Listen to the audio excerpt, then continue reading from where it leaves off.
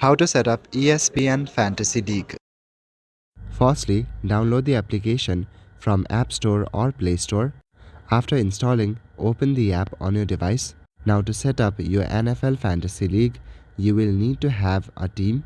So you can either create a new league or you can join some existing one. From the very top panel, click on Create or Join League. You will see two options, Create or Join. Click on Create. At the top, you will see League name.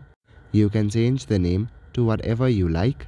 Also, you can set up the league size. This simply means team members. So I am selecting 10 team members. Then there's the scoring type.